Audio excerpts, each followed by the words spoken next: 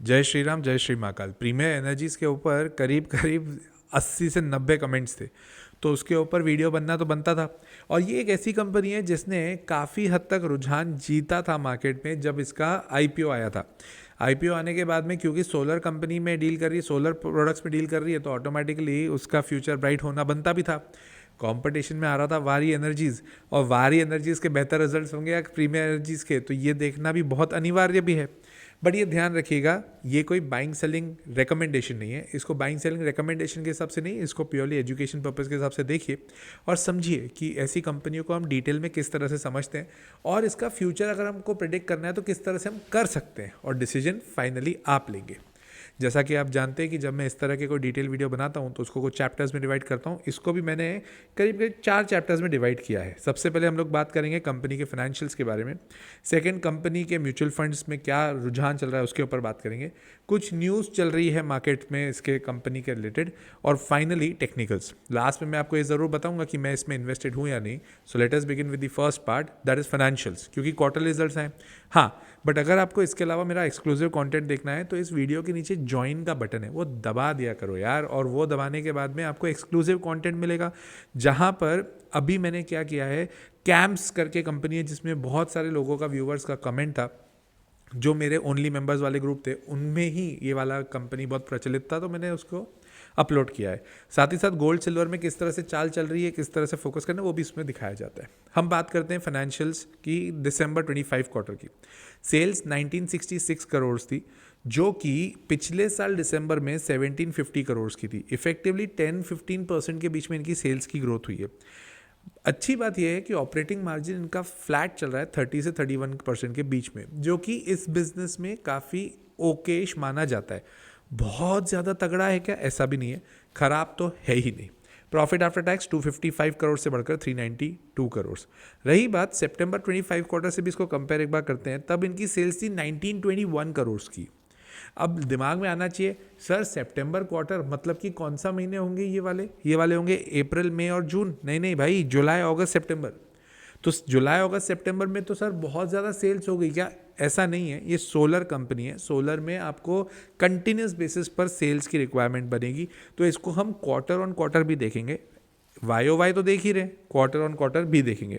Operating margin तब भी flat था, तो कोई दिक्कत नहीं है। इफेक्टिवली सेल्स सितंबर क्वार्टर से दिसंबर क्वार्टर में बहुत ज़्यादा तेज़ हुई नहीं है, तो that can be a point of worry कि बिजनेस स्लो हुआ है क्या।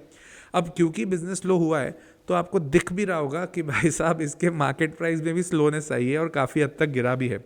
लिस्टिंग प्राइस से भी नीचे चल रहा है। लिस्टिंग प्राइस थी 790, भाई 790 के आजू बाजू क्रिटिकल सपोर्ट है उसका, बहुत ये ध्यान रखिएगा। प्रमोटर्स 64% पे फ्लैट है, अभी कोई बहुत ज़्यादा भागा दौड़ी उसमें हुई नहीं है।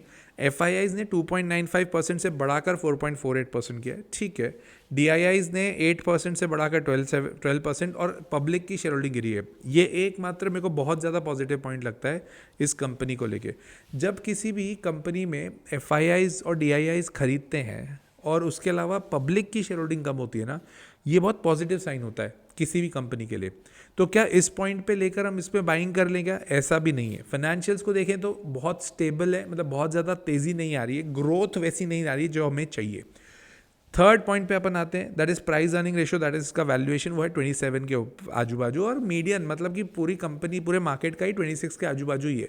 वैल्यूएशन अच्छे हैं, खराब नहीं है, बहुत अट्रैक्टिव नहीं है ना, तो उसको ध्यान देना। ऑर्डर बुक इनके पास 13,723 करोड़ का है, जिसमें 9.4 गीगावाट्स का है, जो कि इन्हें 2028 तक देना है। तो ऑर्डर बुक है इनके पास।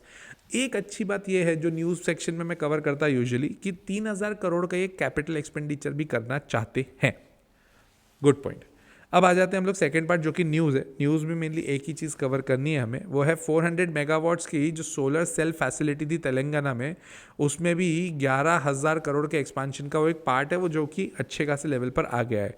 इन शॉर्ट आप ये चीज़ नोट कर लो, पहले क्या होता था ना, सोलर कंपनीज में जितनी भी कंपनियां काम करती थी, जब भी उन्हें ऑर्डर्स मिलते थे तो एकदम से शेयर प्राइस भागने लगता था, है ना। अब ऐसा नहीं हो रहा है। भले इनको बहुत ज़्यादा ऑर्डर्स मिल जाएंगे, तो एग्जीक्यूशन के ऊपर क्वेश्चन है। अब एग्जीक्यूशन के लिए आपके पास फैसिलिटी चाहिए।